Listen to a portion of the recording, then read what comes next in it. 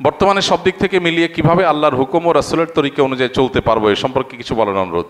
ইসলামী শরীয়তে দাড়ি রাখার হুকুম কি এবং সেটা পরিমাণ কতটুকু হতে হবে দয়া করে জানাবেন। আমি একজন মাদ্রাসার ছাত্র, আমি পড়াশোনার পাশাপাশি পার্ট টাইম আতর মেসওয়াক অনলাইন অফলাইন বিক্রি করলে আমার জন্য ভালো হবে কিনা? জুমার সালাতের জন্য দুইবার আজান কেন দেওয়া হয়? প্রথম আজান জোরে হলে দ্বিতীয় আজান আস্তে কেন দেওয়া হয়? প্রথম কথা হলো যে শরীয়তের যত আদেশ নিষেধ আছে এগুলো অকপটে মেনে নেওয়ার নাম হলো দিন। সব কিছু আমরা অকপটে মেনে নিব, সব কিছুর কেন কিন্তু এর জবাব জানাটা এটা না জরুরি না যৌক্তিক। কারণ নির্দেশদাতা যখন সৃষ্টিকর্তা, সৃষ্টি হয়ে আমি তার সব কিছুর যৌক্তিকতা ধরে ফেলতে পারবো এটা স্বাভাবিক ব্যাপার না, বিষয় না, বরং অনেক কিছু আমার বুঝে না আসাটাই স্বাভাবিক। তবে এখানে যেটা প্রশ্ন করেছেন সেটা অবশ্য বোঝার মতো বিষয় এখানে আছে। এখানে লজিক্যাল গ্রাউন্ড পরিষ্কার যেটা আমরা জানি সেটা হলো জুমার দুইটা আজান কেন দেওয়া হয় এবং প্রথম আজান একটু জোরে পরেরটা আস্তে কেন হয়। এর উত্তর হলো জুমার নামাজ পাঁচ ওয়াক্ত নামাজের মতো না। পাঁচ ওয়াক্ত নামাজ মূলত মসজিদের আশেপাশের মুসল্লিদের জন্য হয়, আর জুমার নামাজ হলো ছোট ছোট পাঞ্জেগানা অনেকগুলো মসজিদের মুসল্লিদের জন্য হয়। তাহলে মসজিদের পাঁচ ওয়াক্ত নামাজের মুসল্লিরা থাকে মসজিদের আশপাশের লোকেরা, আর জুমার মুসল্লি থাকে মসজিদের দূরের মুসল্লিরাও। পাঞ্জেগানা যেখানে শুধু পাঁচ ওয়াক্ত নামাজ হয়, আজকাল তো অবশ্য সব মসজিদই জুমার নামাজ হয়ে গেছে। বাকি ইসলামের নির্দেশনা হলো একটা বড় এলাকার ছোট ছোট পাঞ্জেগানা মসজিদ থাকবে আর একটা জুমার মসজিদ থাকবে, যাতে জুমার দিন সব এলাকা মানুষ এক জায়গায় একত্র হতে পারে। এটা ইসলামের সামাজিক সৌন্দর্য। তো যেহেতু জুমার নামাজে আশেপাশের বিভিন্ন পাঞ্জেগানা মসজিদের মুসল্লিরা দূর দূরান্ত থেকে আসবে, অনেক দূর থেকে আসবে, সেই জন্য তাদের জন্য তাদের আসার সুবিধার্থেই দুইটা আজানের ব্যবস্থা। প্রথম আজানটা অনেক আগে দেওয়া হয় যাতে করে দূরের মানুষগুলো ওইটা শুনে ধীরে ধীরে আসতে আসতে নামাজের সময় হয়, নামাজের সময়ের আগে তারা আসতে পারে। আর শেষের আজানটা দেয়া হয়, এটা হলো নামাজ শুরু করার আগের যে আজান সেটা। আর প্রথমটা হলো দূরের মানুষকে জানাবার জন্য। দূরের মানুষকে জানাবার জন্য যেহেতু দেওয়া হয় এই জন্য এটা জোরে হয়, বাহিরে হয়। আর দূরের মানুষকে আহ্বান করা উদ্দেশ্য না পরের আজানে, সেজন্য এটা ছোট হয়, আস্তে হয়, ভিতরে হয়। এই দুই আজান নিয়ে অনেকে বিতর্ক তোলেন। কোনো প্রয়োজন নাই এটা নিয়ে বিতর্ক করার, কারণ এটা যদিও খোলাফায়ে রাশেদার আমলে চালু হয়েছে, কিন্তু এই আজান নিয়ে কোনো সাহাবীর কোনো প্রশ্ন বিতর্ক বা ভিন্ন মত সেরকম উল্লেখযোগ্য ছিল না। সো এই ব্যাপারে বলতে পারি উম্মার ইজমা রয়েছে। অতএব এটা নিয়ে অহেতুক বিতর্ক বাড়ানোর কোনো প্রয়োজন নাই। ইসলামী শরীয়তে দাড়ি রাখার হুকুম কি এবং সেটা পরিমাণ কতটুকু হতে হবে দয়া করে জানাবেন। দাড়ি রাখার ক্ষেত্রে নবী সাল্লাল্লাহু আলাইহি সাল্লামের নির্দেশগুলো হলো একেবারেই পরিষ্কার। তিনি বলেছেন আফুল্লোহা, তোমরা দাড়িকে ছেড়ে দাও।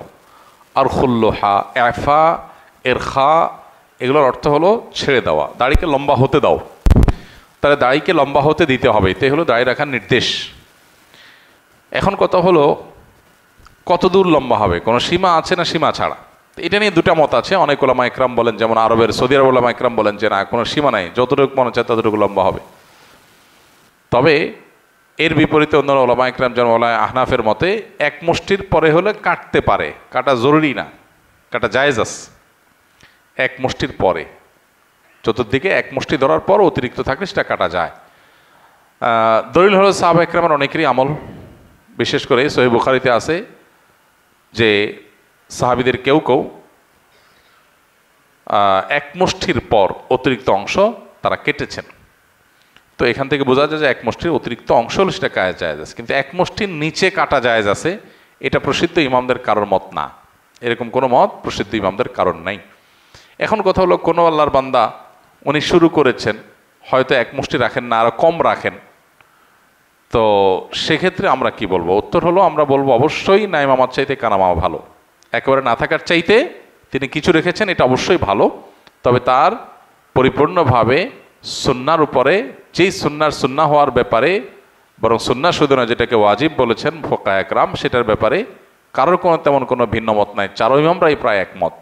সে বিষয়ে তার আরও বেশি যত্নশীল হওয়া দরকার। হ্যাঁ, আজকের পৃথিবীতে কোনো কোনো দেশে অনেক আলেম ওলামারাও দেখা যায় যে অনেক ছোট ছোট দায় রাখেন।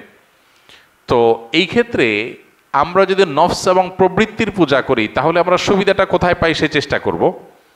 আর যদি আমরা দিন মানার চেষ্টা করি তাহলে কোরআন এবং সুন্নাহর আলোকে কোনটা অগ্রাধিকার গণ্য, কোনটা বেশিরভাগ ইমামদের মত, কোনটা সংখ্যাগরিষ্ঠ বড় ইমামদের মত, সেটাকে আমরা জানার চেষ্টা করব। তো এই সমস্ত জায়গায় সুবিধাবাদী মানসিকতা এটা আমাদেরকে পরিহার করতে হবে যদি আমরা আখেরাত চাই, যদি আল্লাহর সন্তুষ্টি চাই। আর দুনিয়া চাইলে তো ভিন্ন কথা, দুনিয়া চাইলে তো আমরা যা খুশি তা করতে পারি। বর্তমানে সব দিক থেকে মিলিয়ে কিভাবে আল্লাহর হুকুম ও রাসূলের তরিকা অনুযায়ী চলতে পারবো এ সম্পর্কে কিছু বলার অনুরোধ। সব দিক মিলায় কিভাবে চলবেন? সব দিক মিলায় চলতে পারবেন না, আপনাকে কিছু দিক ছাড়তে হবে। আমরা আজকে জুমার আগে যে কথাগুলো বলেছিলাম সেই কথাগুলো এখানে আবার রিপিট করতে হবে। আমরা শুধু নির্যাসটুকু যদি বলতে যাই তাহলে বলবো আমি হয় আখেরাত চাইবো আর না হয় দুনিয়া চাইবো। দুনিয়া আখেরাত দুইটাই শতভাগ ঠিক রাখবো এটা কোনোদিনই সম্ভব না। সব মিলায়া আমি দিনের উপরে চলতে আসলে পারবো না, এই জিনিসটা আমাদেরকে মাথায় রাখতে হবে। আমার যদি টার্গেট হয় আল্লাহ, টার্গেট হয় আখেরাত এবং জান্নাত, তাহলে দুনিয়াকে আমার কখনো কখনো স্যাক্রিফাইস করতে হবে। হ্যাঁ, আল্লাহর কাছে দুনিয়ার কল্যাণ আমি চাইবো আখেরাতের কল্যাণের পাশাপাশি, কিন্তু দুনিয়ার 16 আনা আমি পাবো এটা কখনোই হবে না, স্যাক্রিফাইসটা এখানে করতে হবে।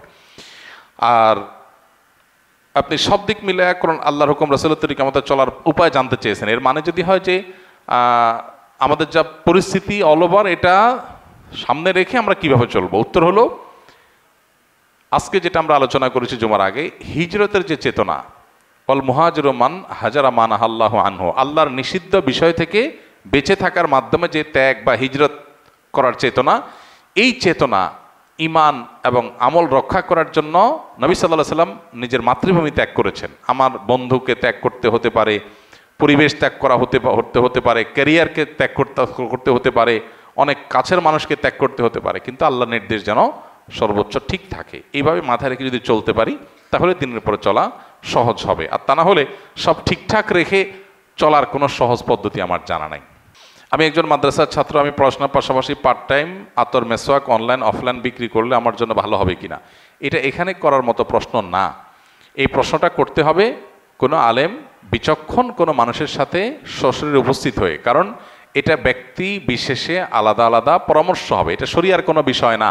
একজন তালেব ইলম তিনি যদি আতর মেসওয়াকের ব্যবসা করেন অনলাইনে বা অফলাইনে, এটা তো নাজায়েজ কোনো কাজ না, জায়েজ কাজ, কিন্তু তার জন্য এটা করা উচিত হবে কিনা, তালেব ইলম হিসাবে তার এটা করার দরকার আছে কিনা, এটা তার পারিবারিক অবস্থা সার্বিক অবস্থা, এটাকে বলে পরামর্শ। এই জন্য এই জাতীয় বিষয়গুলোকে কোনো বিচক্ষণ পরামর্শকের সাথে কথা বলে সার্বিক অবস্থা বিবেচনা করে তিনি পরামর্শ দিবেন, সেটাকে মেনে চলতে হবে।